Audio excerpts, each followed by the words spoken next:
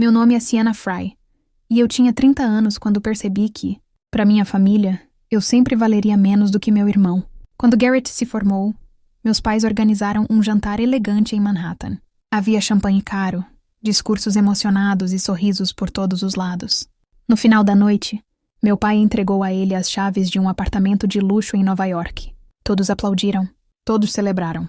E Garrett apenas sorriu, como se aquilo fosse exatamente o que esperava receber. Eu estava sentada no fim da mesa observando tudo. Naquela época, eu ainda acreditava que um dia chegaria a minha vez. 3 anos depois, foi a minha formatura. Eu tinha trabalhado durante todo o curso para pagar minhas despesas. Estudava durante o dia, trabalhava à noite e quase não dormia. Quando finalmente recebi meu diploma, achei que meus pais ficariam orgulhosos. Mas a comemoração foi completamente diferente. Nada de restaurante sofisticado, nada de discursos, nada de surpresas. Alguns dias depois, meu pai me chamou para conversar. Quando cheguei à casa deles, ele colocou uma pasta velha sobre a mesa. Estamos te dando uma propriedade. Por um segundo, meu coração acelerou. Talvez fosse algo parecido com o que Garrett recebeu. Talvez eu tivesse julgado meus pais cedo demais. Abri os documentos. Era uma casa abandonada no interior. 12 acres de terra esquecida. Janelas quebradas. Sistema hidráulico antigo. Nenhuma reforma em décadas. O relatório de avaliação praticamente dizia que a construção não tinha valor. Meu pai nem levantou os olhos. Fique com o lugar. Pelo menos você não consegue estragar nada importante. A frase atingiu meu peito como uma pedra. Minha mãe apenas sorriu. É um lugar tranquilo. Você gosta dessas coisas de plantas. Essas coisas de plantas. Como se meus estudos fossem apenas um hobby. Como se eu não tivesse passado anos aprendendo sobre agricultura sustentável e recuperação ambiental. Olhei novamente para os documentos. Garrett recebeu um apartamento de luxo. Eu recebi uma casa caindo aos pedaços. A diferença era impossível de ignorar. Mas eu não discuti. Não chorei. Não implorei. Fechei a pasta e apenas respondi. Certo. Naquela noite, enquanto dirigia sozinha pela estrada, tomei uma decisão. Se aquela terra era tudo o que eu tinha, então seria ali que eu construiria meu futuro. Eu não sabia como. Não sabia quanto tempo levaria. Mas prometi uma coisa para mim mesma. Um dia, aquele lugar valeria mais do que qualquer presente que meu irmão já recebeu. E quando esse dia chegasse, ninguém poderia dizer que foi sorte. Porque eu transformaria aquelas ruínas com as minhas próprias mãos. Passei as primeiras semanas naquela propriedade tentando entender exatamente o que meu pai tinha me deixado. A casa precisava de reparos urgentes. O aquecedor não funcionava. Parte da cerca estava caída. O telhado tinha vazamentos. E o dinheiro na minha conta diminuía mais rápido do que eu conseguia ganhar. Muitas noites eu me perguntava se eles estavam certos. Talvez aquela terra realmente não tivesse valor. Talvez eu estivesse desperdiçando meu tempo. Mas sempre que a dúvida aparecia, eu lembrava das palavras do meu pai. Pelo menos você não consegue estragar nada importante. Aquilo se tornou combustível. Todas as manhãs eu caminhava pelos 12 acres observando o terreno. Anotava tudo. A qualidade do solo, as áreas mais secas, os pontos que recebiam mais sol. Eu tratava aquela propriedade como um projeto científico. Um dia, enquanto analisava uma área coberta por flores silvestres, uma vizinha chamada Sra. Chen apareceu. Ela observou o terreno por alguns segundos. Ninguém conseguiu fazer essa terra produzir em mais de 40 anos. 40 anos. A maioria das pessoas ouviria aquilo como uma derrota. Eu ouvi como uma oportunidade. Pouco tempo depois, comecei a vender legumes simples em uma feira local. Tomates, alfaces, abobrinhas. O lucro era pequeno. Às vezes eu passava horas trabalhando para ganhar quase nada. Mesmo assim, continuei. Porque eu precisava aprender. Precisava entender cada centímetro daquela terra. Foi durante uma dessas feiras que conheci a doutora Amelia Brennan. Ela comprou alguns tomates, fez algumas perguntas e me entregou um cartão. Dias depois, ela visitou a propriedade. Caminhou pelo terreno inteiro. Coletou amostras. Observou a inclinação da terra. Analisou o solo. Quando terminou, olhou para mim e disse algo que mudou minha vida. Você está sentada sobre uma mina de ouro? Eu ri. A casa estava caindo aos pedaços. Minha conta bancária estava quase vazia. Nada parecia ouro. Mas ela continuou. Não para milho. Não para verduras. Para lavanda. Lavanda. Eu nunca tinha pensado nisso. Ela explicou que aquele tipo de solo era perfeito. Pouca manutenção. Alta demanda. Grande valor comercial. Pela primeira vez desde a formatura, alguém enxergava potencial onde todos os outros viam fracasso. Naquela noite fiquei acordada fazendo contas. As mudas custavam caro. O sistema de irrigação custava ainda mais. Eu praticamente não tinha dinheiro. Mesmo assim, tomei uma decisão. Se eu quisesse mudar minha vida, Precisava parar de pensar como alguém tentando sobreviver. Precisava pensar como alguém construindo algo grande. Na manhã seguinte fiz os pedidos. Comprei as primeiras mudas. Assumi o risco. Enquanto minha família me esquecia completamente, eu começava a construir algo que nenhum deles conseguiria imaginar. Naquele momento eu ainda não sabia, mas aquelas pequenas plantas seriam o início de tudo, quando completei 30 anos. Meu pai já tinha deixado claro o que pensava sobre mim. Para Garrett, meu irmão mais velho, ele comprou um apartamento de luxo em Manhattan. Para mim, entregou uma casa abandonada cercada por terra seca e praticamente sem valor. Durante anos aceitei aquela diferença em silêncio. Não porque não doesse, mas porque já estava acostumada. Na minha família, Garrett sempre foi tratado como um investimento. Eu era tratada como uma experiência que provavelmente daria errado. Mas 3 anos depois de me mudar para aquela propriedade esquecida, algo inesperado aconteceu.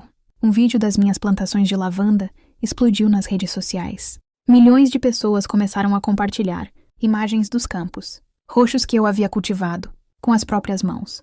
Revistas entraram em contato. Empresas queriam parcerias. Casais começaram a reservar eventos na fazenda. Pela primeira vez na vida, algo que construí estava chamando atenção. E foi exatamente nesse momento que minha família reapareceu. Primeiro veio minha mãe. Ela estacionou um SUV preto na entrada da propriedade numa manhã de julho. Não trouxe flores. Não trouxe parabéns. Nem sequer perguntou como eu estava. Entrou na cozinha, observou os relatórios financeiros sobre a mesa e foi direto ao assunto. Seu irmão precisa desta propriedade. Fiquei olhando para ela sem responder. Precisa? Garrett está passando por uma fase complicada. Algumas decisões financeiras não deram certo. Isso tem relação comigo? Ela cruzou os braços. Você tem 72 horas para devolver tudo para a família. Eu quase ri. A propriedade que ninguém queria agora era chamada de propriedade da família. Não entendi? Respondi. Quando eu morava sem água quente e sem dinheiro para comprar comida, ninguém chamou isso de patrimônio familiar. O rosto dela endureceu. Não seja ingrata. Essa palavra, ingrata, era sempre a palavra usada quando eu recusava um sacrifício. É ingrata por quê? Porque seu pai lhe deu uma oportunidade. Olhei pela janela para os campos de lavanda. Oportunidade? Não. Ele tinha me dado um problema. Eu transformei o problema em algo valioso. Existe uma diferença enorme. Minha mãe deixou um envelope sobre a mesa. Garrett assumirá tudo até o final da semana. Abri o envelope. Documentos de transferência. Eles realmente acreditavam que eu assinaria. Fechei a pasta lentamente. Vocês cometeram um erro. Que erro? Pensaram que ainda podiam decidir o que acontece na minha vida. Ela saiu irritada. Mas antes de entrar no carro, virou-se e lançou uma última ameaça.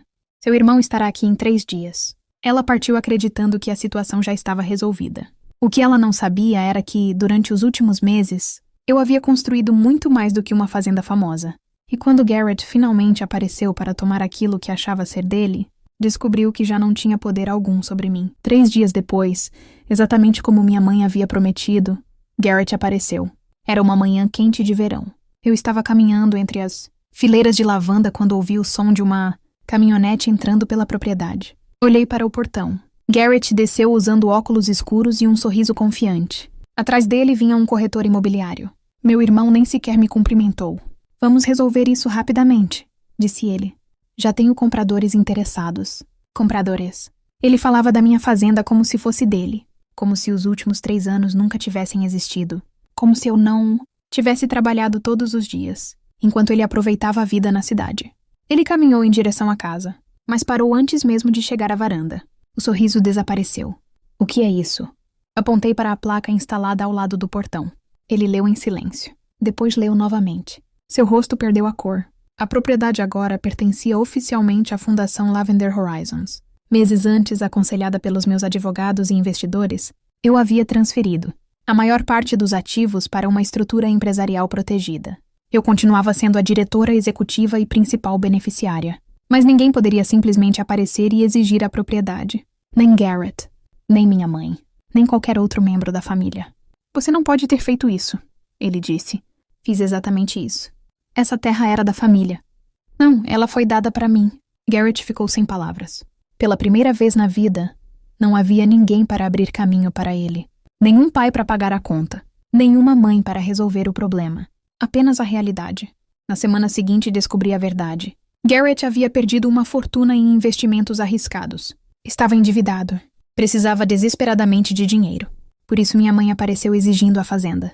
Eles não queriam a propriedade. Queriam o valor que eu havia criado. Mas era tarde demais. Os investidores fecharam parceria comigo. Os eventos continuaram crescendo. As vendas bateram recordes. E a antiga casa abandonada se transformou em uma das propriedades agrícolas mais conhecidas da região. Meses depois, meu pai me ligou.